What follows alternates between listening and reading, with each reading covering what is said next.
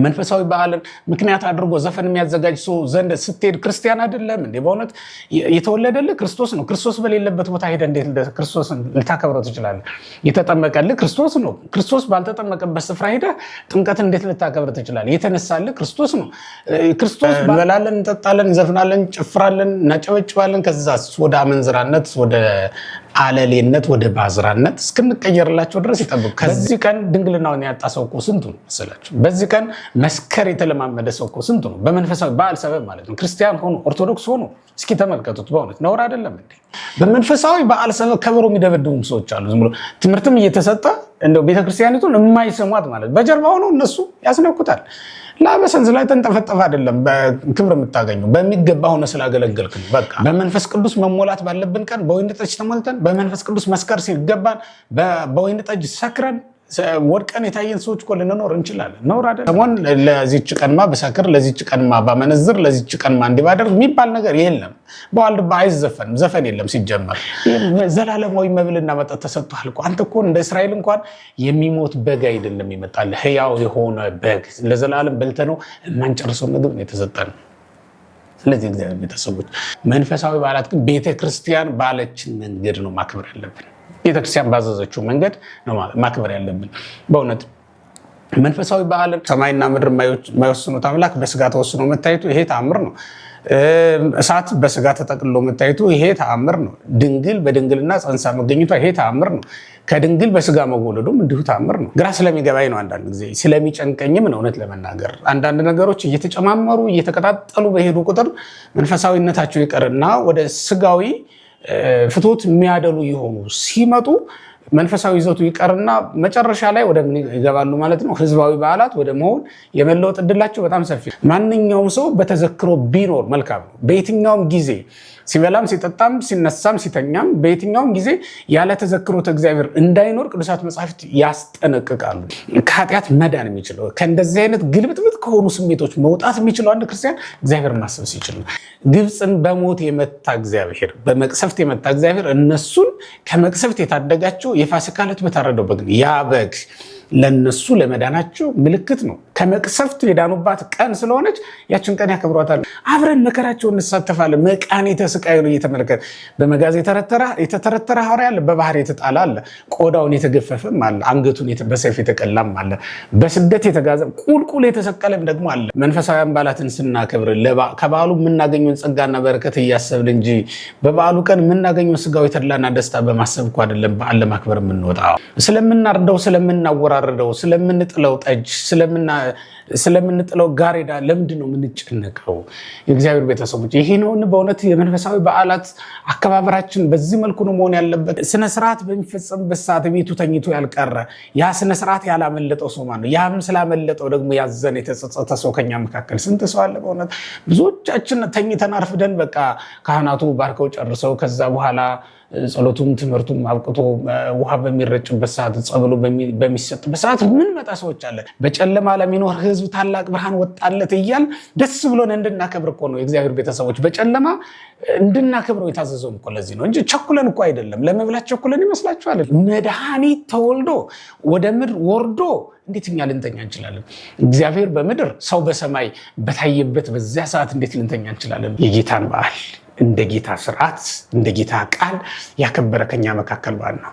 ዮሐንስ ሲያጠምቅ ክርስቶስ ደግሞ ሲጠመቅ በዓይነ ሕሊናው እየተመለከተ ይህንን በዓል ያከበረ ከኛ መካከል ማን ነው? በእውነት ውሃው ሲፈላ እሳቱ ተጠምቋላ። እሳት ከስር ሆኖ የማይፈላ ውሃ ከየት ይገኛል?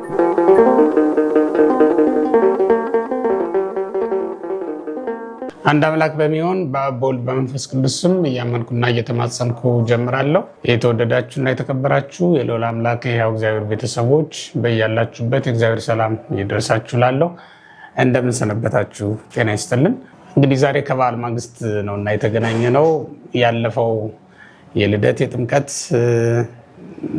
በዓል እንዴት አለፈ ማለት ፈልጋለሁ። ከዛ በተጨማሪም እንግዲህ መጪዎቹ ደግሞ በዓላት በዓለ ቅዱስ ጊዮርጊስ አለ፣ የቤታችን የቅድስት ድንግል ማርያም በዓለ ዕረፍት መታሰቢያም እንዲሁ አለ። ሌሎችም በዓላት ይቀጥላሉ እና በዓላቶች ወደፊት የሚመጡትን እንዴት ለማክበር ተዘጋጅተናል። ያለፉትንስ እንዴት አከበርናቸው የሚለውን ጥቂት ዳሰሳ ለማድረግ ያክልና መንፈሳዊ የሆኑ በዓላት በሚከበሩበት ጊዜ መንፈሳዊያን በዓላት የሚከበሩበት ራሱን የቻለ ስነስርዓት አለው እና ከዚህ አንጻር እንደውም አንድ ክርስቲያን መንፈሳዊ በዓልን የሚያከብርበት ስርዓት ምን አይነት መሆን አለበት? ምን መምሰል አለበት? ከምናከብራቸው በዓላት የምናገኛቸው ነገሮች ምንድን ናቸው? ልናከብራቸው በምንነሳበት ጊዜ እንዴት ባለ ሁኔታ ማክበር አለብን የሚለውን ነገር ጥቂት አስተያየቶች ለመስጠት ያክል እና ከስርዓተ ቤተክርስቲያን አንጻር የሚጠበቅብንን እያደረግን ማክበር እንዳለብን ለማሳሰብ ያክል ነው ዛሬ ብቅ ያልኩት ማለት ነው። የአባቶቻችን አምላክ እግዚአብሔር ባከበርናቸው በዓላት ሁሉ በረከተ ስጋን፣ በረከተ ነፍስን፣ በረከተ ሰማይን፣ በረከተ ምድርን እንዲያድለን ቅዱስ ፈቃዱ ይሆንልን። መንፈሳዊያን በዓላት እንዴት ይከበራሉ? መንፈሳዊ በዓል እንግዲህ መንፈሳዊ በዓላት ብለን ስንናገር የጌታ በዓል አለ፣ የሰማዕታት በዓል አለ፣ የሐዋርያት በዓል አለ፣ እንዲሁም የቅዱሳንና የሌሎቹ እግዚአብሔር ያከበራቸው ሰዎች በዓል አለ ማለት ነው። የጌታ በዓላት የምንላቸው ከቀናት ዕለተ ሰንበት አለች። እንዲሁም ሌሎች የጌታ በዓላት ብለን የምንጠራቸውም ደግሞ አሉ። አበይትና ንዑሳን ብለን የምንጠራቸው የጌታችን የመድኃኒታችን የኢየሱስ ክርስቶስ በዓላትም አሉ ማለት ነው። አምላካችን እግዚአብሔር በዓልን በሚያደርጉ ሰዎች ይደሰታል፣ ወይም በዓል እንድናደርግለት አዞናል ማለት ነው። እግዚአብሔር ነፃ ሊያወጣቸው መልእክተኛ የላከላቸውን በግብፅ ይኖሩ የነበሩ ወገኖቹን ለምን እንደፈለጋቸው ለፈርዖን ሲያስተዋውቅ በዓል እንዲያከብሩልኝ በምድረ በዳ በዓል ያደርጉልኝ ዘንድ ሕዝቤን ልቀቅ ብሎ ነበር መልእክተኛ የላከው በኦሪት ዘጸአት ምዕራፍ 5 ቁጥር 1 ላይ እንደምንመለከተው። ስለዚህ እግዚአብሔር ሕዝብ የእግዚአብሔርን በዓል ያደርግ ዘንድ የተጠራ ሕዝብ ነው ማለት ነው። ነፃ የወጣ ሕዝብ ነፃ ከወጣ በኋላ ሊያደርገው የሚችለው ነገር ምንድን ነው ትሉኝ እንደሆነ የእግዚአብሔርን በዓል ማድረግ ነው። የእግዚአብሔር ሕዝብ እግዚአብሔር ወዳዘጋጀለት ከተማ ጉዞ ከመጀመሩ በፊት በመጀመሪያ ምን እንዳደረገ ታውቃላችሁ? የእግዚአብሔርን በዓል በነበረበት ስፍራ ላይ በማክበር ነው ጉዞ የተጀመረው ማለት ነው። ምክንያቱም እግዚአብሔር እኛን ከፈጠረን በኋላ ቀጥሎ ባለው ቀን ያደረገው ሲያደርግ ያየነው ነገር ምንድን ነው ትሉኝ እንደሆነ በዓል ማክበር ነው። ይህች ለእግዚአብሔር የተቀደሰች ቀን ናት ተብሎ እግዚአብሔር ያረፈባት ቀን የሰው ልጅ ከተፈጠረባት ማግስት ያለችው ዕለተ ሰንበት ወይም ደግሞ ዕለተ ቀዳም ብለን የምንጠራት ማለት ነው። ከሰባቱ ዕለታት ለይቶ እሷን አከበረ። በእሷም ላይ እግዚአብሔር እንዳረፈ እንመለከታለን ማለት ነው። ያንን ካየን እኛ ስራችንን ከምን መጀመር አለብን የሚለውን ለማስታወስ ያክል በኦሪት ዘጸአት ምዕራፍ 12 ላይ ያለውን መመልከት መልካም ነገር ነው። የፋሲካን በዓል በማክበር ነው እስራኤላውያን ጉዟቸውን የጀመሩት ወደ ተቀደሰችው ስፍራ ወደ እግዚአብሔር ሀገር። ያ ማለት በቃል ኪዳን እግዚአብሔር ለወዳጆቹ እና ላከበራቸው ሰዎች ወደ ሰጣቸው የተስፋ ምድር የመራቸውን ህዝቦች ጉዞ ያስጀመራቸው በዓል ማክበር ከቻሉ በኋላ ነው። በመጀመሪያ በዓል እንዲያከብሩ ነው ያደረጋቸው። ያም ለዘላለም መታሰቢያ ሆኖ እንዲቀጥልም እግዚአብሔር ስራ ተሰራላቸው በዚያችው ቀን ማለት ነው። ኦሪት ዘጸአት ምዕራፍ 12 ቁጥር 14 ላይ ስንመለከት እንደምንረዳው ለመታሰቢያ እንዲሆን ያ ቀን እግዚአብሔር ስርዓት እንደሰራና ለሙሴም ያንኑ ቃል እንደነገረው መጽሐፍ ቅዱስ ይነግረን። ስለዚህ ያ በዓል በአንድ ቀን ብቻ አክብረውት ሊያልፉ የሚችሉ ሳይሆን ሁልጊዜ መታሰቢያ እንዲያደርጉት ነው የተነገራቸው እና ለልጅ ልጆቻቸውም ስርዓት ሆኖ እንዲቀጥል ነው የተደረገው ማለት ነው። ስለዚህ እግዚአብሔር ሕዝብ ምንጊዜም የእግዚአብሔርን በዓል ማክበር ልማዱ ነው ወይም ደግሞ ስርዓት ሆኖ ተሰርቶለታል ማለት ነው። በአዲስ ኪዳንም ልክ እንደዚያው አምላካችን መድኃኒታችን ኢየሱስ ክርስቶስም ወደ ምድር ከመጣ በኋላ ያንኑ ስርዓት ያከብር ነበረ።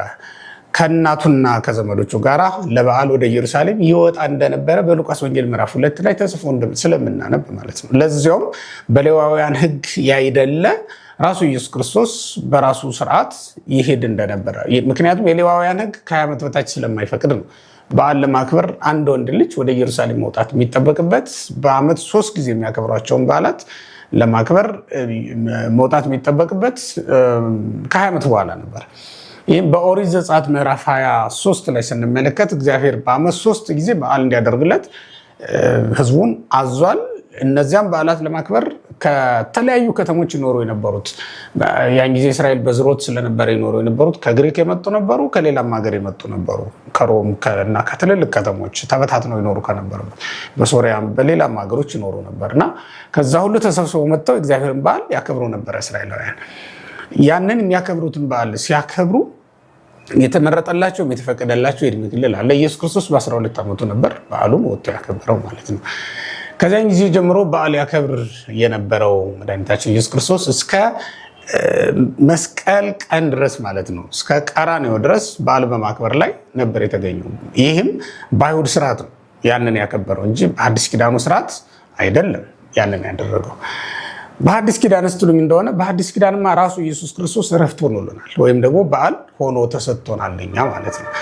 በዓል ሆኖ የተሰጠን አምላካችን መድኃኒታችን ኢየሱስ ክርስቶስን የምናስታውስባቸው ደግሞ እነዚህ የጠቀስናቸው 18 በዓላት፣ 9ኙ ንዑሳን፣ 9ኙ ደግሞ አበይት የምንላቸው በዓላት አሉን ማለት ነው። እነዚህ አምላካችን መድኃኒታችን ኢየሱስ ክርስቶስ ለድህነት ዓለም ወደ ምድር በመጣ ጊዜ ያደረጋቸውን ትልልቅ ስራዎች የምናስታውስባቸው፣ 9ኙ በቀደመው ዘመን ከብሉይ ኪዳን ዘመን ጀምሮ አባቶቻችን የመዳንን ቀን በመጠበቅ ረገድ የሰሩትን ስራ የምናስታውስባቸው፣ የጸለዩትን ጸሎት እያስታወስ ምንዘምርባቸው ቀናት ናቸው። ለምሳሌ ብርሃን፣ ኖላዊ፣ ስብከት የምንላቸው እነዚህ በብሉይ ኪዳን አባቶቻችን የሚመጣውን ወልድ ዋህድን የሰበኩበትን ቀን እኛ ምን ብለን እናመሰግንበታለን? ወልዶ መድህን እንሰብክ እያል እንዘምርበታለን ማለት ነው። ያ ነቢያት የሰበኩ ዘነቢያት ሰበኩ ለነ እያል ነቢያት አስቀድመው በትንቢት የነገሩን አሁን ደግሞ ተወልዶ የተገለጠልን እያል ዛሬ በተወለደበት ዘመን ነው እና የምንገኘው። የቀደመውን በትንቢት የተነገረውን ስለሱ እያነሳን በተገለጠበት ዘመን ደግሞ እንዳለ ሰው ሆነን በዓሉን እናስታውሳለን፣ እናከብራለን ማለት ነው። ሌሎችንም በዓላት ልክ እንደዛው እያደረግን እናከብራለን። አሁን ካከበርናቸው በዓላት የጌታ በዓላት መካከል ጥምቀትና ልደት በዋናነት ይጠቀሳሉ። አበይት ከሚባሉት ነው ቁጥራቸው። እነዚህ 9ኙ አበይት ከምንላቸው መካከል ጥምቀት፣ ልደት ይካተታሉ ማለት ነው። ቃና ዘገሊላ ከንዑሳኑ ነው የሚቆጠረው። ትናንት ያከበርነው ቃና ዘገሊላ ማለት ነው ከንዑሳን የጌታ በዓላት ይቆጠራል። ተአምር ማድረግ የጀመረበት ተብሎ በወንጌል ላይ የተጠቀሰው ማለት ነው። እሱ ይጠቀሳል። ያ ማለት በወንጌል ከተጻፉ ተአምራት መካከል የመጀመሪያው ለማለት ነው እንጂ ጌታ ከተጸነሰበት ጊዜ ጀምሮ ተአምር ነው። እውነት ለመናገር ሰማይና ምድር የማይወስኑት አምላክ በስጋ ተወስኖ መታየቱ ይሄ ተአምር ነው። እሳት በስጋ ተጠቅልሎ መታየቱ ይሄ ተአምር ነው። ድንግል በድንግልና ጸንሳ መገኘቷ ይሄ ተአምር ነው። ከድንግል በስጋ መወለዱም እንዲሁ ተአምር ነው። በግዙፍ ስጋ በረቂቅ መንፈስ መወለድ ይሄ የሚገርም ተአምር ነው። ስለዚህ ከተጸነሰበት ጊዜ ጀምሮ ለእኛ ተአምር ነው። ነገር ግን በወንጌል ተጽፎ ከሚገኙትና በተአምር ደረጃ ወዝንቱ ቀዳሜ ተአምር ብለው ሐዋርያት ከነገሩ መካከል ይህንን የመጀመሪያ ብለን እናከብረዋለን። ይህም ከንዑሳን በዓላት መካከል የምንቆጥረው ነው ማለት ነው። ይህንን አሁን የዘረዘርኩላችሁ እንደው በሐዲስ ኪዳንም ያሉትን በዓላት እንደው ጥቂት ለማስታወስ ያክል ብዬ ነው እንጂ እኔ ግን ትኩረት የማደርገው መንፈሳዊያን በዓላትን እንዴት እናክበራቸው የሚለው ላይ ነው። ግራ ስለሚገባኝ ነው። አንዳንድ ጊዜ ስለሚጨንቀኝም ነው። እውነት ለመናገር አንዳንድ ነገሮች እየተጨማመሩ እየተቀጣጠሉ በሄዱ ቁጥር መንፈሳዊነታቸው ይቀርና ወደ ስጋዊ ፍትወት የሚያደሉ የሆኑ ሲመጡ መንፈሳዊ ይዘቱ ይቀርና መጨረሻ ላይ ወደ ምን ይገባሉ ማለት ነው? ህዝባዊ በዓላት ወደ መሆን የመለወጥ እድላቸው በጣም ሰፊ ነው። የቤተክርስቲያን የመሆን እድላቸው እያነሰ እንደሚመጣ ስለምገምት ነው ይህንን መናገር የምፈልገው ማለት ነው።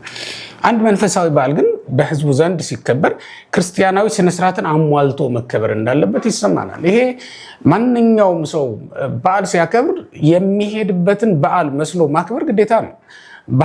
በባህል የምናከብራቸው ህዝባዊ በዓላት ሊኖሩ ይችላሉ። በፖለቲካዊ ስርዓት ደግሞ እንዲሁም የሚከበሩ በዓላት ሊኖሩ ይችላሉ። በልዩ ልዩ መንገድ የሚከበሩ በዓላት አሉ። በቀደመው ዘመን የጣዖት በዓላት ነበሩ፣ ህዝባዊ በዓላት እንዲሁ ነበሩ። ልዩ ልዩ በዓላት ነበሩ በቀደመው ዘመን ማለት ነው። ይሄ ራሱን ችሎ በዓሉን መስሎ ነው ማንኛውም አክባሪ የሚያከብረው። በባህል ያሉ ስርዓቶች ብዙ ጊዜ ራሳቸውን የማስጠበቅ ልምድ አላቸው።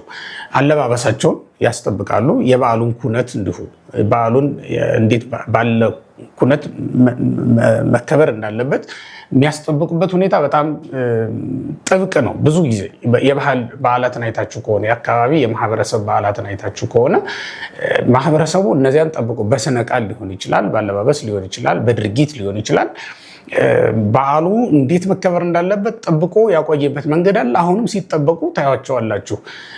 በባህልና ቱሪዝም ደረጃ ሊሆን ይችላል፣ ብቻ በሆነ አካል ሲጠበቁ ታያቸዋላችሁ። መንፈሳዊያን በዓላት ላይ ግን ሁሉም የየራሱን ነገር ሲጨምር እየተመለከትን ነው። ድንበር አልባ እየሆን ነው። እኛም ራሳችን እየተቀላቀለውን አናውቀውም። ደስ ያለን ሆኖ ከተገኘ ይዘን አንጠልጥለን ስንሄድ ነው የምንታየው።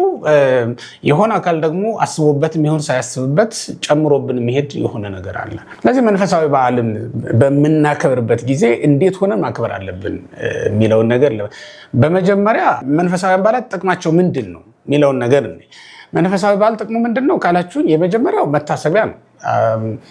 ቅድም በጠቀስኩላችሁ በኦሪት ዘጸአት ምዕራፍ 12 ቁጥር 14 ላይ ለመታሰቢያ ይሆን ዘንድ ይሄ በዓል እንዲከበር ብሎ እግዚአብሔር ፈቀደ ነው። ምንድነው የምናስብበት ካላችሁን፣ ሁለት ነገር እናስታውሳበታለን። በትንሹ ማለት ነው ሁለት ነገር እናስታውስበት እንችላለን። የመጀመሪያው እግዚአብሔር ነው በዚያ በዓል የሚታወስበት። ምክንያቱም ያ በዓል የእግዚአብሔር በዓል ስለሆነ እግዚአብሔርን በዚያ ቀን እናስታውስበታለን ማለት ነው። እግዚአብሔርን የምናስብባቸውን ኩነቶች ደግሞ ማብዛት መቻላችን ከኃጢአት ነፃ የመውጣት እድላችን ሰፊ ያደርግልናል ማለት ነው። ማንኛውም ሰው በተዘክሮ ቢኖር መልካም ነው። በየትኛውም ጊዜ ሲበላም ሲጠጣም ሲነሳም ሲተኛም በየትኛውም ጊዜ ያለ ተዘክሮተ እግዚአብሔር እንዳይኖር ቅዱሳት መጻሕፍት ያስጠነቅቃሉ። ምክንያቱም ከተዘክሮተ እግዚአብሔር ውጭ የሚኖር ማንኛውም ሰው ለኃጢአት የመጋለጥ እድሉ በጣም ሰፊ ስለሚሆኑ ስራ ፈት ያደርገዋል፣ ዲያብሎስ ይጠጋዋል። ያለ ተዘክሮተ እግዚአብሔር የሚኖርን ሰው ማለት ነው። ያለ እግዚአብሔርን ባለማሰብ ውስጥ የሚኖር ማንኛውም ሰው ቂምን፣ በቀልን፣ ተንኮልን፣ ክፋትን፣ ጥላቻን የማሰብ እድሉ በጣም ሰፊ ነው የሚሆነው። ምክንያቱም ገበሬ የሌላትን መሬት እስኪ ተመልከቷት። ገበሬዋ የረሳት መሬት እኮ አረም ይበቅልባታል አይደል እንዴ? እንክርዳድ ይዘራባታል። ማንም እንደፈለገ ይወጣባታል፣ ይወርድባት። አጥር የላት፣ ቅጥር የላት፣ ጠባቂ የላት፣ እህል አይበቅልባት። ገበሬ የላትማ። እግዚአብሔር የሌላትን ነፍስ ልክ እንደዛው ናት። ከእግዚአብሔር እይታ ውጭ ከእግዚአብሔር ረድኤት ውጭ የሆነች ነፍስም ልክ እንደዛው ናት። ዲያብሎስ ይመላለስባታል፣ የወደደውንም ዘር ያበቅልባታል። ለዚህም እኮ ነው ከእግዚአብሔር እይታ ውጭ ስንሆን ወይም ከተዘክሮተ እግዚአብሔር ውጭ ስንሆን ብዙ ጊዜ አይታችሁ ከሆነ ስሜታችን ራሱ አንድ አይነት አይደለም፣ ይለዋወጣል። አሁን ስሜቱ የሚለዋወጥ ሰው አይታችሁ ከሆነ አንድ ጊዜ ትዕግስተኛ ሆኖ ታገኙታላችሁ፣ ሌላ ጊዜ ደግሞ ቆጦ ሆነ ታገኙታላችሁ፣ ሌላ ጊዜ ዘማውያንን ሲጸየፍ ታዩታላችሁ፣ ሌላ ጊዜ ደግሞ እሱ ራሱ ያንን ሲያደርገው ታዩታላችሁ። እና ለምንድን ነው እንደዚያ የሚለዋወጠው ትሉኝ እንደሆነ ገበሬ የሌላት መሬት አገኝቶ ዲያብሎስ እንደፈለገ የፈለገው ነገር እየዘራባት ስለሆነ ነው። ልብ በሉና በደንብ ተመልከቱት ክርስቲያኖች። ዲያብሎስ የወደደውን ዘር ይዘራባት። ዛሬ እንክርዳዱን ነገ ደግሞ ስንዴውን፣ ዛሬ በቆሎውን ነገ ደግሞ ጤፉን ቢዘራባት ገበሬ የሌላት መሬት ከሆነች፣ ባለቤት የሌላት መሬት ከሆነች ማን ሊቆጣጠራት ማን ሊደርስላት ይችላል?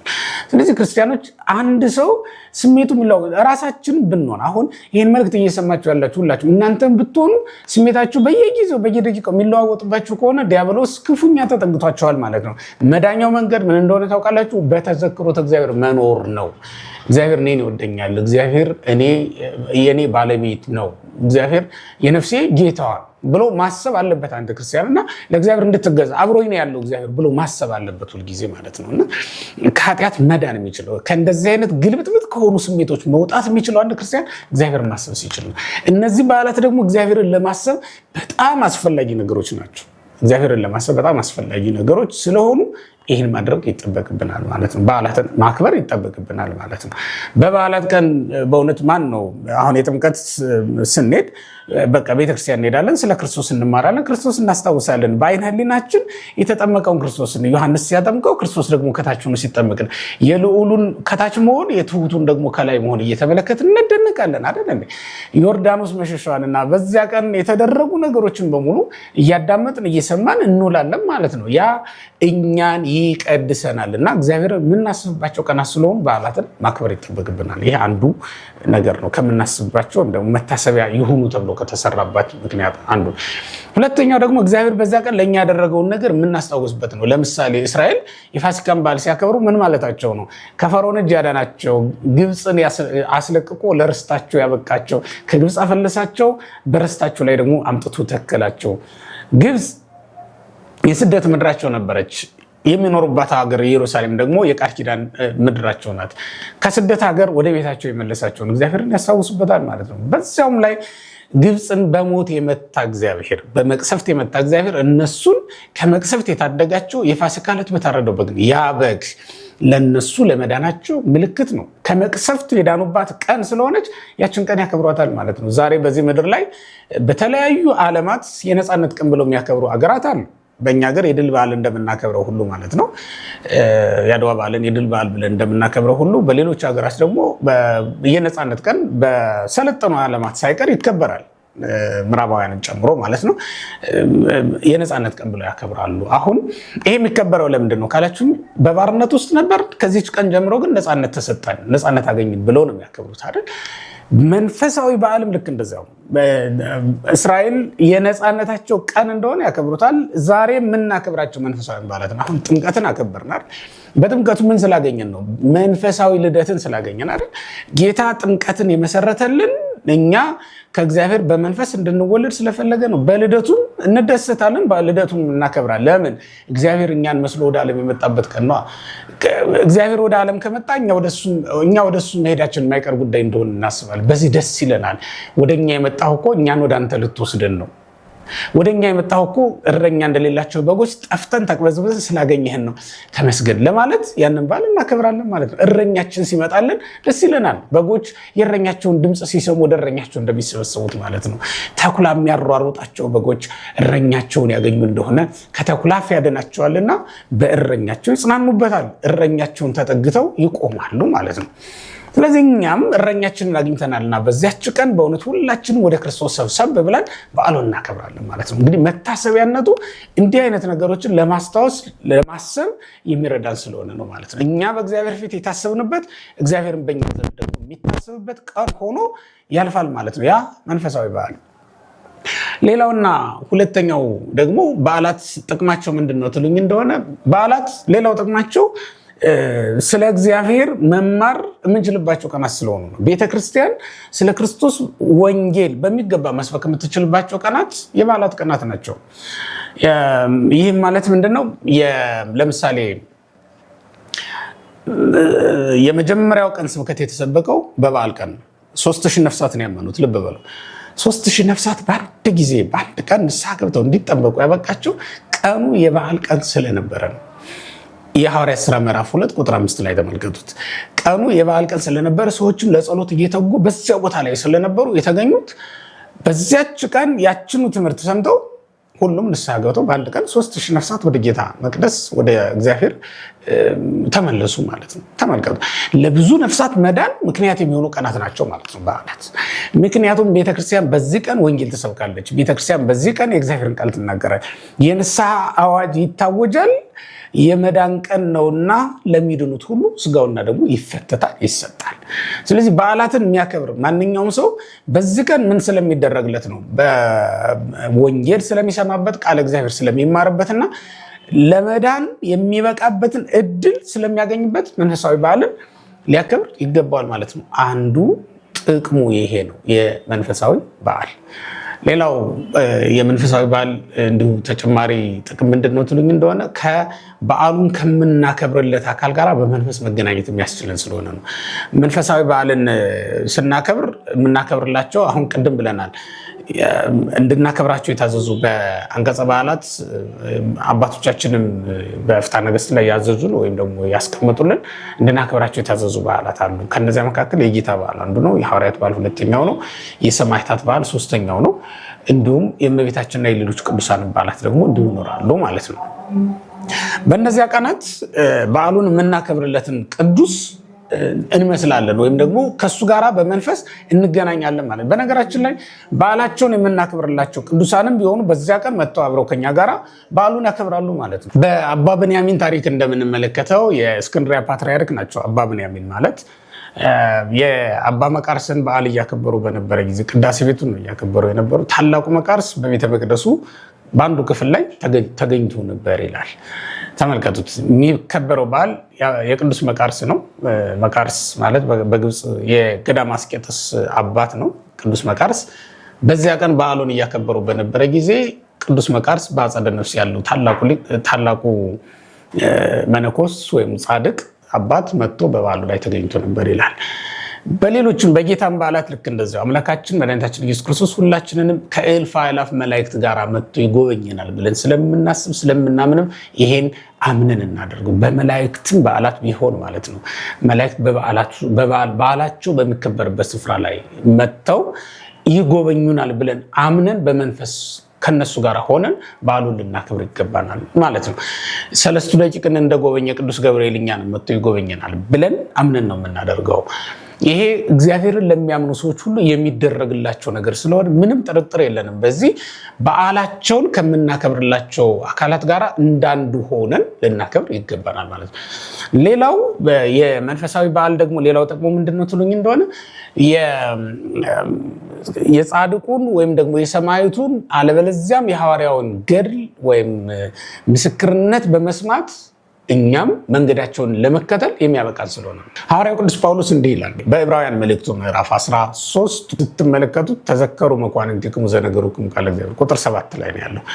የእግዚአብሔርን ቃል የነገሯችሁን ዋኖቻችሁን አስቡ ነው የሚለው። እንዘ ትሬዩ ሰናየ ገዞሙ ወተመሰሉ በሃይማኖቶሙ መልካሙን ጠባያቸውን መልካሙን ኑሯቸውን እየተመለከታችሁ በእምነትም ምሰሏቸው ተብሎ ነው የተነገረው። በእምነት እንድንመስል ያደርገናል። መልካሙን ጠባያቸውን መልካሙን ግብራቸውን እንድንመለከት ያደርገናል። ከዚያስ እነሱን ለማሰብም ያበቃናል። ምክንያቱም አስቧቸው ተብለን ታዘናል። ሐዋርያት አስተምረውናል ማለት ነው።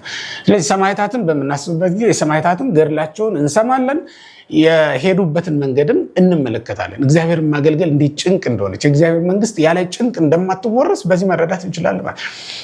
አንድ ነገር መረዳት ይኖርብናል። በዚህ ዓለም ላይ በደስታ የሚኖር ማንኛውም ሰው የእግዚአብሔርን መንግስት ማግኘት በጣም ይጨንቀዋል፣ ይከብደዋል። እውነት ነው የምላችሁ ክርስቲያኖች። ይሄንን የምላችሁ ግን በመንፈሳዊ ደስታ ደስ ለሚላቸው ሰዎች አይደለም።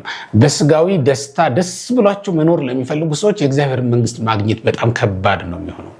ምክንያቱም ያለ ምጥ መውለድ አይቻልምና። ልብ በሉ ክርስቲያኖች፣ ሳታምጥ መውለድ የምትችል ሴት እንደሌለች ሁሉ በዚህ ዓለም ያልተጨነቀችም ነፍስ መከራ መጥቶባት፣ ያም ስለ እግዚአብሔር ብሎ መከራ መጥቶባት ማለት ነው። ስለ እግዚአብሔር መከራ መጥቶባት ያልተቀበለች ነፍስ በእውነት የእግዚአብሔር መንግስት ማግኘት በጣም ይከብዳታል ማለት ነው። እንደውም ማር ይስሐቅ ላይ ምን ተብሎ ነው የተነገረው? መከራ በሌለበት ወይም ተድላ ደስታ በበዛበት እረፍት በበዛበት ህይወት ውስጥ ብዙ ከማገልገል ይልቅ በመከራ ሆኖ ጥቂት ማገልገል ይሻላል ይላል።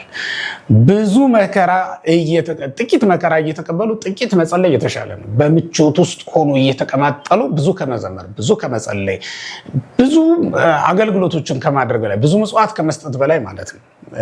በጭንቅ ውስጥ ሆኖ ማገልገል እንዴት ደስ ይላል! በእግዚአብሔር ዘንድ ዋጋ የሚያሰጥ እሱ ነው። እንግዲህ ልብ በሉ ክርስቲያኖች፣ ጌታ ብዙ መባ ካገቡ ሰዎች ይልቅ ያመሰገናት የትኛዋን ሴት ነው ካላችሁ፣ ያመሰገናት እኮ ያችን ካላት ኑሮዋን ሁሉ የሰጠችውን ሴት ነው። እንዴት ባለ ጭንቅ ውስጥ አልፋ መጣ እንደሰጠች ልብ በሉ። እሱን ያስደሰተው ነገር ያ ነው ማለት ነው። ልብ በሉ። በጭንቅ ውስጥ ሆና መጣ ነው። አገልግሎት በጭንቅ ውስጥ ሆነን የምንሰራውን ስራ ነው የሚሆነው። የሰማዕታትንም የሐዋርያትንም በዓል እንድናከብር የምንታዘዘው እኮ ይሄንን እንድናስብ ነው። ጭንቃቸው የሄዱበትን የጭንቅ መንገድ እያሰብን ቅዱስ ጊዮርጊስን አሁን ወደፊት እናከብራለን። በዓሉ ይመጣል። በዚያ ቀን ምን ማሰብ አለብን? ገድሉን እየተማርን እየሰማን እንዴት ባለ ጭንቅ እግዚአብሔር ማገልገል እንደቻለ እና እንዴት ባለ ጭንቅም ወደ እግዚአብሔር መንግስት እንደገባ 7 አክሊል ተቀበለ የሚለው ላይ ብቻ አይደለም ትኩረት ማድረግ ያለብን፣ 7 ዓመት ተጋደለ የሚለውም ላይ ነው የመጀመሪያው ትኩረታችን የምናደርገው። 7 አክሊል ከ7 ዓመት በኋላ ሊገኝ የሚችል እኮ ነው። እንዲህ ልብ በሉ ክርስቲያኖች። አንድ የስንዴ ዛላ 30፣ 60፣ 100 ያማረ ፍሬ ይዛ የምትገኙ ቅንጣት ሆና ምድር ላይ በወደቀች ጊዜ ፈርሳ በስብሳ ተቀብራ ከዚያስ እንደገና በጭቃ ውስጥ አልፋ አይደል እንዴ ብዙ መከራ ካለፈች በኋላ አይደል እንዴ ያን ሁሉ ነገር የምትቀበለው? ያንን ፍሬ ይዛ የምትገኘው እኮ እንደዛ የጽድቅ ፍሬ ሊገኝባችሁ የሚችለው እኮ ክርስቲያኖች ከብዙ መከራ በኋላ ነው። ያለ መከራ እግዚአብሔር ጸጋ ማግኘት አይቻልም። ሐዋርያው ቅዱስ ጳውሎስም እንዳስተማረን አባ ጊዮርጊስ ዘጋስጫም እንበለ መከራ ኢይከውን ጸጋ ነው የሚለው፣ ወዛ እንበለ ተፈትኖ ኢይከውን አፈድፍዶ ነው የሚለው በገድሉ ላይ። ያለ መከራ እግዚአብሔር ጸጋ ማግኘት ከባድ ነው ይላል። ያለ ፈተናስ እንዴት ብሎ ነው ጸጋ ሊበዛልን የሚችለው ነው የሚለው ሊቁ አባ ጊዮርጊስ በገድሉ ላይ እንደተጻፈው ማለት ነው። ስለዚህ ያለ መከራ እግዚአብሔርን ጸጋ ማግኘት በጣም ከባድ ስለሚሆን የሰማዕታትን በዓል ስናከብር አብረን መከራቸውን እንሳተፋለን። መቃኔተ ስቃዩን እየተመለከተ በመጋዝ የተተረተረ ሐዋርያ አለ፣ በባህር የተጣለ አለ፣ ቆዳውን የተገፈፈም አለ፣ አንገቱን በሰይፍ የተቀላም አለ፣ በስደት የተጋዘ ቁልቁል የተሰቀለም ደግሞ አለ። እንደዚያ ባለ መከራ ውስጥ ያለፉትን የእግዚአብሔር አገልጋዮች በሙሉ እየተመለከትን ክርስቶስን እንዴት ባለ መንገድ እንደመሰሉት እንመለከታለን። ክርስቶስን በደስታው አይደለም በመከራው ስለመሰሉት ነው በደስታው የመሰሉት። የመጀመሪያው ነገር በመከራው ክርስቶስን መምሰል ነው አይደል? በትንሳኤው እሱን ለመምሰል በመጀመሪያ በመከራ ክርስቶስ መምሰል ግዴታችን ነው። የእግዚአብሔር ቤተሰቦች እሱን ለማድረግ ያበቃን ዘንድ ነው የሰማዕታትንም የሐዋርያትን በዓል እንድናከብር የታዘዝነው። ይህ በጥብቅ ነው የታዘዘው ክርስቲያኑ። የሰማዕታትን በዓል ማክበር በጥብቅ ከታዘዝናቸው ነገሮች መካከል የሐዋርያትን በዓል ማክበር እስመ እሙንቱ መምህራኒክሙ ነው ዘነገሩክም ቃል እግዚአብሔር። ሐዋርያት በሲኖዶሳቸው ወአክብሩ ካዕበ በዓለ ሐዋርያት ይላል። የጌታን በዓል እንድናከብር ካዘዙም በኋላ የሐዋርያትን በዓል አክብሩ ይላል። ለምን? እስመ እሙንቱ መምህራኒክሙ የእግዚአብሔርን ቃል የነገሯችሁ መምህራኖቻችሁ ናቸውና ይላል። ተመልከቱት፣ መምህራኖቻችሁ ናቸውና የሚያበራላችሁን ብርሃን ከፍ ባለ ስፍራ ላይ እንደምታኖሩት የእግዚአብሔር ቤተሰቦች ቤታችሁ ውስጥ ከፍ ባለ ስፍራ ላይ የሚያበራላችሁን ብርሃን ታኖሩታላችሁ። ለምን? ብርሃኑ ቤታችሁን በሙሉ ይሞላው ዘንድ። አንድ ስርቻ ላይ ዝቅ ካለ ስፍራ ላይ ብታስቀምጡት ብርሃኑ እየጠበበ እያነሰ ቤታችሁ በጨለማ እየተሞላ ይሄዳል ማለት ነው።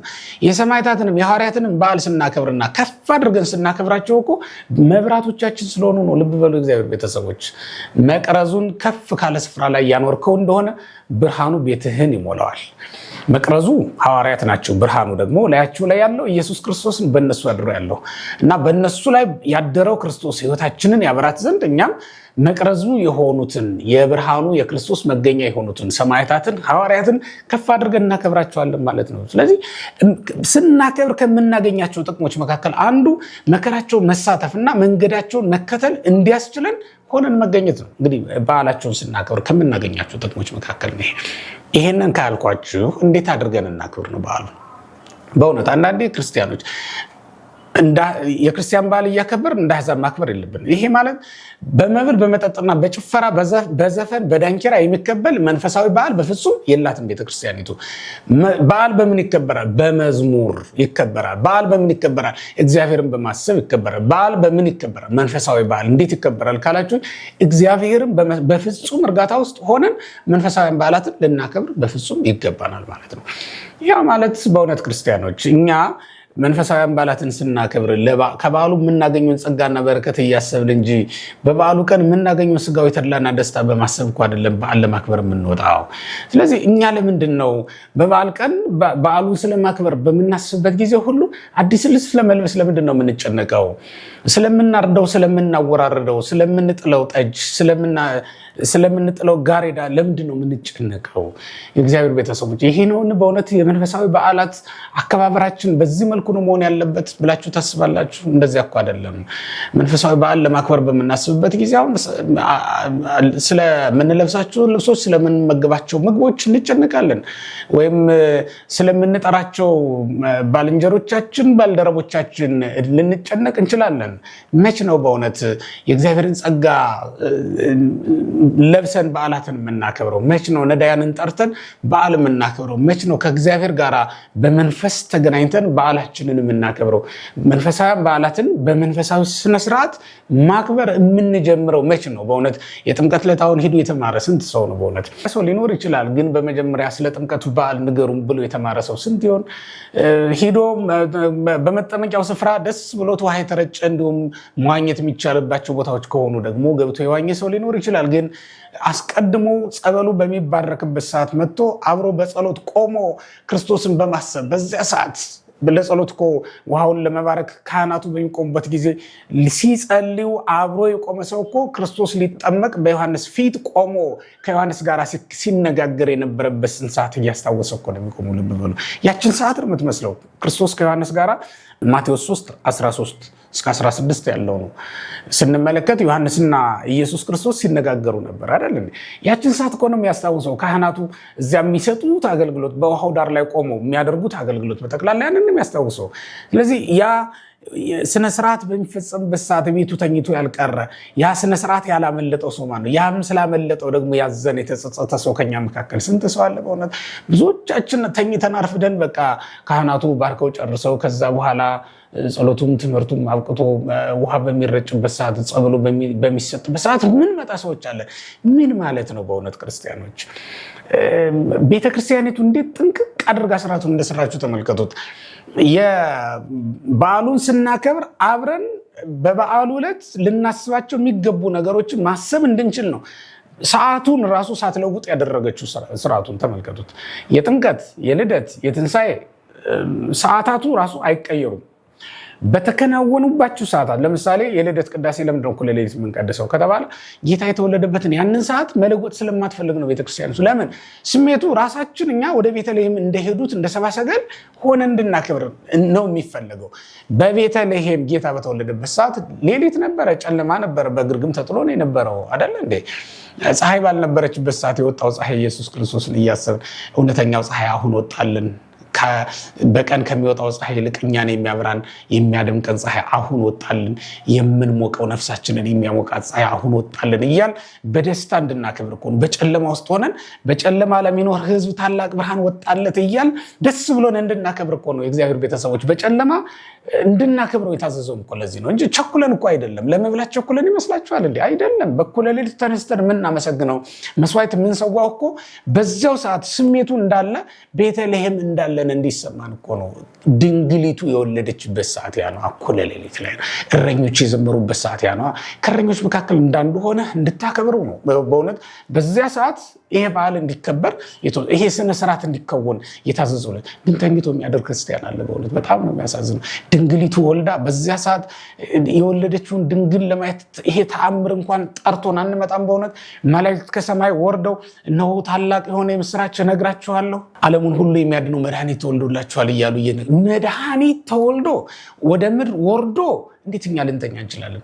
እግዚአብሔር በምድር ሰው በሰማይ በታየበት በዚያ ሰዓት እንዴት ልንተኛ እንችላለን? በእውነት ክርስቲያኖች መላእክት በምድር የሰው ልጆች ደግሞ በሰማይ ተገኝተው በዘመሩበት መላእክት ከሰው ልጆች ጋር አብረው በተነጋገሩበት የሰው ልጆችም ከመላእክት ጋር አብረው በዘመሩበት በዚያች ሌሊት እንዴት ይተኛል? ክርስቲያኖች በጥምቀትም ዕለት ልክ እንደዛው ዮርዳኖስ በእሳት ታጥራ ተከባ መሄጃው ጠፍቶባት ተጨንቃ ዮርዳኖስ ቆማ ከሁለት ተከፍላ እስኪ ልብ በሉ። በሆነ በኢያሱ ዘመን አልነበርንም። የቃል ኪዳኑን ታቦት የተሸከሙ ካህናት እግሮቻቸው በነኩት ጊዜ ውሃው ሲቆም እኛ አልነበርንም። ዛሬ ግን በኢየሱስ ክርስቶስ ዘመን ሁላችንም አለን። ምክንያቱም እኛ ክርስቶስ ማለት ትናንትም ዛሬም ያው ነው። ክርስቶስ ዛሬ እንደተወለደ አድርገን ነው የምናከብረው። እንዳለፈ ቀን አንቆጥረውም። ክርስቶስ ዛሬ እንደተጠመቀ አድርገን ነው የምናከብረው። እንዳለፈ ቀን አድርገን አይደለም የምንቆጥረው። ተመልከቱት። እንደ ኢያሱ እንደ እስራኤል ዘመን የሚያልፍ ታሪክ አይደለም ያለው። ክርስቶስ ያደረገው ነገር ሁልጊዜ ሕያው ሆኖ የሚኖር ነው። በክርስቶስ ዘንድ ትናንት ዛሬ ነገ የሚባል ቀን የለም። ዛሬ ነው ሁልጊዜ። ምክንያቱም ዮም ብሂል ወትረ ብሂል ይላል ቅዱስ ዮሐንስ አፈወርቅ ስለ ልደተ ክርስቶስ ሲናገር ሁልጊዜ ዮም እያልን እንድናከብራት ነው የሚነግረን። ስለዚህ በእውነት ሁልጊዜ ዮም ነው። በቃ ሁልጊዜ ነገ የሌለው ቀን ነው ክርስቶስ ያለው እና አብረን በዚያ ሰዓት በኢያሱ ዘመን ያልተገኘ እንደመታደል ሆኖ አልተገኘንም። ውሃው ሲከፈል አላየንም። ዛሬ ግን እንዴት በእውነት ዮርዳኖስ ስትከፈል ለማየት አንሄድም? እንዴት ተኝተን ልናድር እንችላለን? በእውነት የኃጢአት ባህር በተከፈለበት ዘመን ላይ እኛ መሻገር እንዴት ያቅተናል? ስለዚህ በዚያ ሰዓት እንድናከብር የታዘው ጥምቀቱም ትንሣኤውም ልክ እንደ እኩለ ሌሊት ላይ ተነስተን ነው የምንቀድሰው። መስዋዕት የምንሰዋው የምንቆርበው በዚያ ሰዓት ነው። ተመልከቱት። ሰዓቱ ራሱ አልተቀየረም። ይሄ የሆነበት ደግሞ ምክንያት በዕለቱ በሰዓቱ በቦታው ተገኝተን ሁላችንም እንድንሳተፍ ስለሚፈለግ ነው። ማን ነው እንዲህ ባለ ሁኔታ ያከበረ?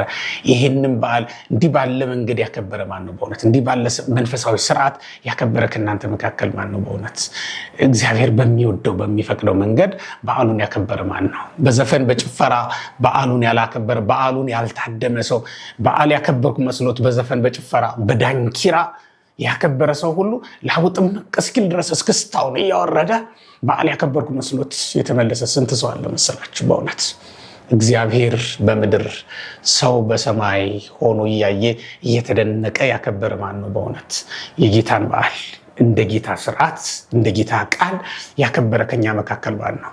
ዮሐንስ ሲያጠምቅ ክርስቶስ ደግሞ ሲጠመቅ በዓይነ ሕሊናው እየተመለከተ ይህንን በዓል ያከበረ ከኛ መካከል ማን ነው? በእውነት ውሃው ሲፈላ እሳቱ ተጠምቋላ። እሳት ከስር ሆኖ የማይፈላ ውሃ ከየት ይገኛል? ፈልሁ ማያት ሊበሪሱ አይደለም? ውሆቹ በላዩ ላይ ፍልቅ ፍልቅ እያሉ ይታዩ ነበር ይላል። እሳቱ ሲጠመቅ ልብ በሉት። ውሃው ደግሞ ላዩ ላይ ይፈላል። ይሄ ድንቅ ተአምር ለማየት ወደ ዮርዳኖስ የመጣ ማን ነው? አብ በሰማይ ሆኖ የምወደው ልጅ ይሄ ነው ብሎ ሲናገር በዓይነ ሕሊናው እየተመለከተ በእዝነ ነፍሱ እየሰማ ይህንን ቃል ይህን ምስክርነት እየሰማ ያከበረ ከእናንተ መካከል እንዲህ ባለ ሁኔታ ያከበረ ማን ነው? መንፈስ ቅዱስ ሲወርድ አይታችሁታል። በርግብ አምሳል በላዩ ላይ ሲቀመጥበት አይታችሁታል። የባህሪ አምላክነቱን ሲመሰክርለት ተመልክታችሁታል።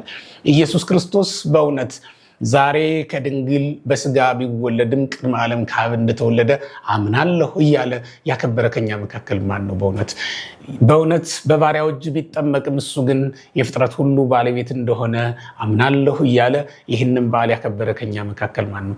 ዮሐንስ ያጥምቀው እንጂ ዮሐንስን ያከበረውም እሱ ነው። ይህንን አምናለሁ እያለ ያከበረ ማን ነው? ይሄ ዛሬ ሕፃን ሆኖ በጨርቅ ተጠቅሎ እማየውን በሰማይ ደግሞ በእሳት አዳራሽ ውስጥ ተቀምጦ በእሳት መጋረጃ ተጠቅልሎ አየዋለሁ እያለ የጌታ ልደት ያከበረ ከኛ መካከል ማን ነው? በእውነት መላእክት የሰው ልጆች አብረው እዚህ የሚዘምሩለት በግርግም በትንሿ ብላቴና በታናሿ ብላቴና በድንግል እቅፍ ላይ የተቀመጠውን ይህንን ብላቴና ቀኝ ዙፋን ተዘርግቶለት የሚቀመጥ ንጉሠ ነገሥት ሆኖ አየዋለሁ ብሎ ያከበረ ሰው ከኛ መካከል ማን ነው? በእውነት ይህንን የጥምቀት በዓል ስናከብር በእውነት እኛ ሁላችን ሰማይ ተከፍቶ አይተናል። በእውነት ይህን የጥምቀት በዓል ስናከብር እኛ ሁላችን ይህንን ትህትናውን እያደነቅን ነው ያከበርነው። በእውነት ይህንን የጥምቀት በዓል ስናከብር እንዲህ ባለ መንፈስ ያከበርን ስንቶቻችን ነን? የብርሃን ልብስ ከእግዚአብሔር እጅ በምንቀበልባት የጥምቀት በዓል ዕለት ልብሳችንን በዝሙት ምክንያት የጣልን ስንቶቻችንን? ልብሳችንን በስካር ምክንያት የጣልን ስንቶች? ክብራችንን ያጣን ክብር በተጀመረባት ቀን ክብርን ባገኘንባት ቀን ጥምቀት እኮ ክብርን ከእግዚአብሔር ዘንድ የምንቀበልባት የቀደመው በበለስ ምክንያት የጠፋው ክብራችን የተመለሰባት ታላቅ ምስጢር እኮ ናት ጥምቀት። ክርስቲያኖች ታዲያ ክብራችንን ባገኘንበት በዓል ዕለት ክብራችንን በስካር ምክንያት ያጣን ስንቶቻችንን ነው? በእውነት ክብሩን ያጣ እኮ ስንት ሰው አለ። በዘፈን በዳንኪራ በዓሉን ያከበርኩ መስሎ ጮማ ስለቆረጥክ እኮ አይደለም በዓል የሚከበረው። ጠጅ ስለመጠጥክም አይደለም በዓል የሚከበረው። አደባባይ ላይ ወድቀህ አድረህም እኮ በዓል ልታከብር ትችላለህ። ግን በመንፈሳዊ ደስታ በመንፈሳዊ ስሜት ውስጥ ሆኖ ማክበር እንልመድ። በእውነት ክርስቲያን እንደ ክርስቲያን እናክብር መንፈሳዊ በዓልን። እሱም ከነዳያን ጋር ኢየሱስ ክርስቶስ ልደቱን ከማን ጋር እንዳከበረ አታውቁም እንዴ? ከእረኞች ጋር አይደል እንዴ ያከበረው? ከቤተ መንግስት ሰዎች ጋር ነው እንዴ ልደቱን ያከበረው? አታስተውሉም እንዴ? ነገስታት ከመምጣታቸው በፊት እኮ የተጠሩት ለልደቱ የቤተልሔም እረኞች ናቸው። ልብ በሉ።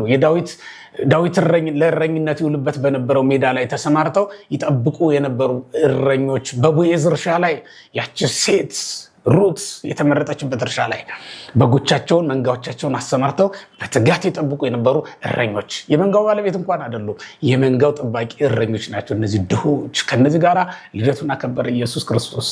ክርስቶስ ልደቱን ከእንደዚህ አይነት ሰዎች ጋር ካከበረ አንተ ከድሆች ጋር ያላከበርከው ለምንድን ነው?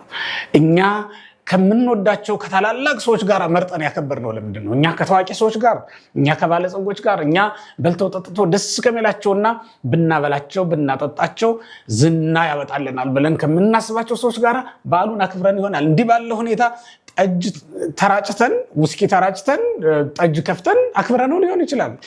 በእውነት ሰማይ የተከፈተው ለዮሐንስ ነው። ክርስቲያኖች አትሳሳቱ። ሰማይ ተከፍቶ የታየው ለዮሐንስ ነው፣ ለምስኪኑ፣ ለዚህ ምንም በላዩ ላይ የደረበው ልብስ ስለሌለው። ወርቀ ዘቦ ግምጃ ለለበሱት ለቤተ መንግስት ሰዎች አይደለም፣ ካባ ላንቃ ለደረቡ ለቤተ መቅደስ አገልጋዮችም አይደለም፣ የግመል ጠጉር ለለበሰው ለዮሐንስ ነው ሰማይ ተከፍቶ የታየው። መንፈስ ቅዱስ ከሰማይ ሲወርድ የተገለጠለትም ለዚህ ምስኪን ለዮሐንስ ነው። ልብ በሉ። ምግቡ አንበጣና የጋጃ ማር ለሆነው ለዚህ ለዮሐንስ ነው። የጣፈጠ ለሚበሉ ሰዎች አይደለም። ጣቦ ጋቦ ስቆ ስቆ ይሉታል አባቶቻችን። እንደዚህ አይነት ጣፋጭ ምግቦችን ለሚመገቡ ሰዎች አይደለም የተከለ ጣፋጭ ስለበላህ አይደለም በዓል የምታከብረው። ስለዚህ መንፈሳዊ በዓልን በመንፈሳዊ ስሜት በመንፈሳዊ ስርዓት ማክበር ልንለምድ ይገባል። ስነስርዓት እናድርግ። በእውነት ስነስርዓት አድርገን ነው ማክበር ያለብን። ይህንን የምላችሁ ግን እየተጨማመሩ የመጡ ክፉ ልማዶች ቤተክርስቲያናችንን እያጥለቀለቋት ስለመጡ ነው። እያጥለቀለቁ ሆታውም ምልልታውም ቃል እግዚአብሔር መሆን አለበት። አሁን በምን ልናመካኝ እንችላለን? መዝሙራቱ እንደ ቅዱስ ያሬድ ዘመን በግዕዝ ብቻ አይደሉም። መዝሙራቱ እንደ ቅዱስ ያሬድ ዘመን ረጋ ያሉ ብቻ አይደሉም። ፈጠን ፈጠን ያሉ መዝሙራትም አሉ። እንዲያው በደንብ ከበሮ ይዘን እየዘለልን እንኳን እናክብር ብንል ልናክብርባቸው የምንችላቸው በዓላት መዝሙራት በሚገባል በየቋንቋችን ነው ያሉት። አሁን በምን ልናመካኝ እንችላለን? ታዲያ ይህን ጭፈራው መች ነው የምንተወው? ታዲያ መች ነው ወንድሜ ይህን ትተህ መንፈሳዊ በዓልን በመንፈሳዊ ስነስርዓት ልታከብር የወሰንከው መቼ ነው? በእውነት በዚህ ቀን ወደ ሴት ትመለከታለህ። በእውነት መንፈስ ቅዱስን በምታይበት ቀን በዚህ ቀን ሴት ትከተላለህ። በእውነት ኢየሱስ ክርስቶስን ተከትለ ገዳም በምትገባበት ቀን ከሱ ጋር አብረህ ገነት በምትገባበት ቀን በዚህ ቀን በእውነት ሰማይ ተከፍቶ የተከፈተ ስጋ ቤት ፍለጋ ትሄዳለህ። የተከፈተ መጠጥ ቤት ፍለጋ ትሄዳለህ። የተከፈተውን ሰማይ ገብተህ በዚያ መቅደስ ውስጥ በተከፈተው ሰማይ ውስጥ ገብተህ በሰማይ ያለውን አባትህን እንደማገልገል እንደማመስገን የተከፈተ መጠጥ ቤት ፍለጋ ትኳትናለህ፣ ትባዝናለህ። ሌሊት አንተ የት ነው የነበርከው? ክርስቶስ እየተጠመቀ በነበረባት በዚያች ሌሊት ክርስቶስ ወደ መጠመቂያው ስፍራ ሲወርድ አንተ ግን የወረድከው ወደ ሌላ ስፍራ ነበረ። እንዲህ ነው በዓላትን የምናከብረው። በእውነት እንዲህ ነው በዓላትን የምናከብረው። ማክበር ያለብን ዮሐንስ ነው የዘፈነው? ሰብአ ሰገል ናቸው የዘፈኑት ወይስ እረኞች ናቸው የዘፈኑት? ማን ነው ሲዘፍን ያየ ነው? በእውነት መንፈሳዊ በዓልን እንዲህ ባለ ሁኔታ የምናከብረው እስከ መቼ ድረስ ነው? ማን ነው እንዲህ ባለ ሁኔታ ያከበረው? እንደ መላእክት ባለ ስርዓት ማን ነው እንዲህ ባለ መንገድ ያከበረው? እንደ ዮሐንስ መጥመቅ ሰማይ ሲከፈት እያየ መንፈስ ቅዱስ ሲወርድ እየተመለከተ አብ በደመና ሆኖ የምወደው ልጄ ይህ ነው እያለ ሲናገር የአብን ድምፅ እየሰማ እንዲህ ባለ ስነስርዓት መንፈሳዊ በዓልን ያከበረ ከእናንተ መካከል ማን ነው? የእግዚአብሔር ቤተሰቦች ማን ነው ከኛ መካከል ልደቱን እንደ ሰብአ ሰገል ሆኖ ያከበረው? እጅ መንሻውን በክርስቶስ ፊት ይዞ ቀርቦ ሳጥኑን ከፍቶ ወድቆ እየሰገደ የልደቱን በዓል ያከበረ ማን ነው? ከኛ መካከል ማን ነው የጌታን በዓል ከድሆች ጋር ያከበረው? ድሃ ሆኖ ለመጣው ለክርስቶስ በእውነት ከባለጸጎች ጋር ሆነን ነው እንደምናከብርለት በዓሉ? ድሃ ሆኖ የመጣውን ክርስቶስን የሚበላ የሚጠጣ ሆኖ የመጣውን ኢየሱስ ክርስቶስን ከተራቡት ሰዎች ጋር ሆነን ልናከብረው ይገባል። ዘላለማዊ መብልና መጠጥ ተሰጥቷል እኮ። አንተ እኮ እንደ እስራኤል እንኳን የሚሞት በግ አይደለም ይመጣል፣ ሕያው የሆነ በግ ለዘላለም በልተነው የማንጨርሰው ምግብ ነው የተሰጠን። ስለዚህ እግዚአብሔር ቤተሰቦች የክርስቶስን ስጋና ደም በመብላትና በመጠጣት ሊሆን ይገባል። በዓል አከባበራችን ቃለ እግዚአብሔር በመስማት ሊሆን ይገባል። በመንፈሳዊ በዓል አከባበራችን በመዘመርና በመንፈሳዊ ቅኔ ተሞልተን ሊሆን ይገባል። መንፈሳዊ በዓል በቦታው ላይ ተገኝተን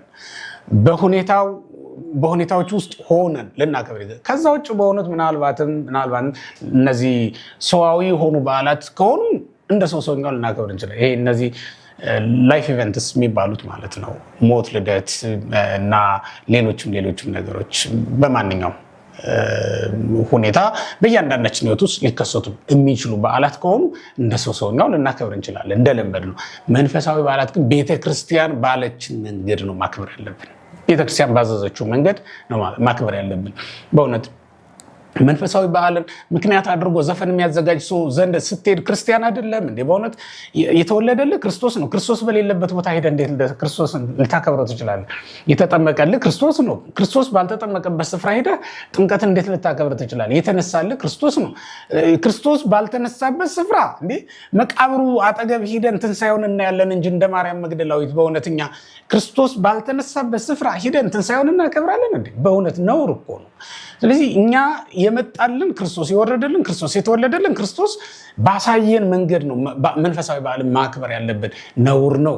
እንደ አንድ ክርስቲያን እንደ ክርስቶስ የተወለደለት ክርስቶስ በደሙ የዋጀው ክርስቲያን ክርስቶስ ባዘዘው ስርዓት ነው መንፈሳዊ በዓልን ማክበር የሚጠበቅበት። ቀጥሎ የምናገኛቸውን በዓላት ያለፈው አልፏል። በእውነት ክርስቲያኖች ቀጥሎ የምናገኛቸውንም በዓላት እንዲህ ባለ ስርዓት ማክበር ስላለብን ይህንን ብላችሁ ያለምንም ማፈር ያለምንም መሸማቀቅ ነው የምነግራችሁ። በዚህ ቀን ድንግልናውን ያጣ ሰው እኮ ስንቱ ነው መሰላችሁ? በዚህ ቀን መስከር የተለማመደ ሰው እኮ ስንቱ ነው? በመንፈሳዊ በዓል ሰበብ ማለት ነው። ክርስቲያን ሆኖ ኦርቶዶክስ ሆኖ እስኪ ተመልከቱት። በእውነት ነውር አይደለም እንዴ? በመንፈስ ቅዱስ መሞላት ባለብን ቀን በወይን ጠጅ ተሞልተን በመንፈስ ቅዱስ መስከር ሲገባን በወይን ጠጅ ሰክረን ወድቀን የታየን ሰዎች እኮ ልንኖር እንችላለን። ነውር አይደለም እንዴ? እንዲህ ባለ ሁኔታ እንዳናከብር ስለምፈልግ ነው ቤተክርስቲያን ባዘዘችን መንገድ ማክበር ይገባል። በዓለ ሰማዕታትም አሁን የሚቀጥለውን የቅዱስ ጊዮርጊስን በዓል እናከብራለን። የእመቤታችን የቅድስት ድንግል ማርያምን በዓል እናከብራለን። በዚያም ቀን ልክ እንደዚያው ለበዓሉ የሚገባውን መልእክት እየሰማን ጨፍረን መሄድ አይደለም፣ ተንጫጭተን መመለስም አይደለም። አሁን በመንፈሳዊ በዓል ሰበብ ከበሮ የሚደበድቡም ሰዎች አሉ። ዝም ብሎ ትምህርትም እየተሰጠ እንደው ቤተክርስቲያኒቱን የማይሰሟት ማለት በጀርባ ሆነው እነሱ ያስነኩታል። ላበሰንዝ ላይ ተንጠፈጠፈ አይደለም በክብር የምታገኘው በሚገባ ሆነ ስላገለገልክ ነው። በቃ ማክበር ያለብን እንደዚያ በዓል እያከበርን በበዓል ሰበብ እንደው አሳልፎ እንዳይሰጠን እግዚአብሔር ማሰብ ነው። በዚህ እንደው በመጨረሻ የምጋብዛችሁ በመጽሐፈ ሳሙኤል ምዕራፍ 30 ቁጥር 15 ላይ ስትመለከቱ ዳዊት በአማሌቃውያን ላይ በዘመተ ጊዜ በዓል አድርገው አገኛቸውና ማረካቸው ይላል። እና አሁን እነዚያ ሰዎች የማይገባ በዓል ነው ያደርጉ የነበረውና በዚያ ሰዓት ዳዊት እንደው ቁጥር 5 ላይ በተለይ ምን ይላል መሰለህ? ቁጥር 6 ላይ ዳዊት ግን ልቡን በአምላኩ በእግዚአብሔር ላይ አበረታ ይላል። ዳዊት ግን ይችን ቃል በደንብ ያዙ። ዳዊት ግን ልቡን በአምላኩ በእግዚአብሔር ላይ አበረታ ተብሎ ነው የተጻፈው። እኛ ልባችንን በአምላካችን ልናበረታው ይገባል፣ በበዓል ጊዜ ማለት ነው። ከዚያስ አማሌቃውያን በዓል አድርገው አገኛቸውና ሁሉንም ማረካቸው ይላል። ገንዘቡን ያስመለሰው እንደው በዓል እያደረግን ነው ብለን በተዘናጋንበት ቀን በስራ እንዳንያዝ በበዓል ሰበብ ከስራ ወጥተናል።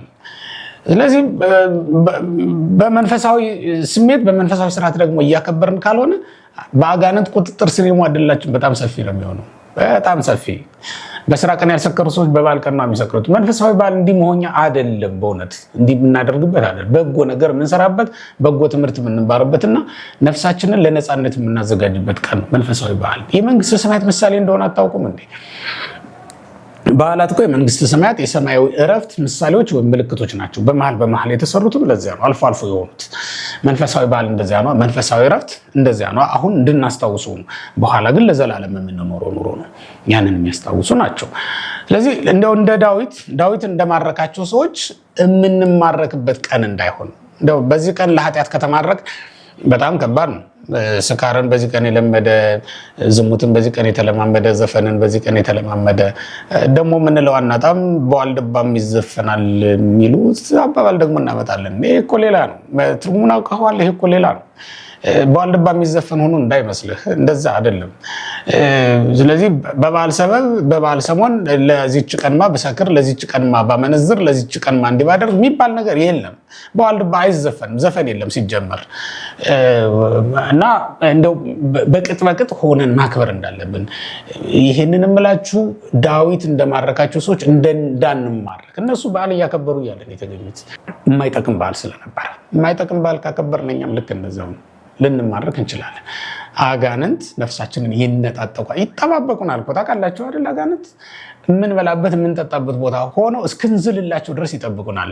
እንበላለን፣ እንጠጣለን፣ እንዘፍናለን፣ እንጨፍራለን፣ እናጨበጭባለን። ከዛ ወደ አመንዝራነት፣ ወደ አለሌነት፣ ወደ ባዝራነት እስክንቀየርላቸው ድረስ ይጠብቁ። ከዚያስ ያሟሙቁናል። የደም ፍላታችን ይጨምርና ጠብ ክርክርም ይጀመራል። ሌላውም ነገር ይቀጥላል ማለት ነው። ስለዚህ እግዚአብሔር ቤተሰቦች ለአጋንንት ምቹ ሁኔታ ለምን እንፈጥርላቸዋለን? በበዓል ሰበብ፣ በመንፈሳዊ በዓል ሰበብ ምቹ ሁኔታ ልንፈጥርላቸው በፍጹም አይገባም። እንደ የጣዖት በዓል ነው በመብል በመጠጥ በስጋዊ ደስታ የሚከበረው። እኛ ግን በመንፈሳዊ ደስታ ደስ ብሎን ልናከብር ይገባናል።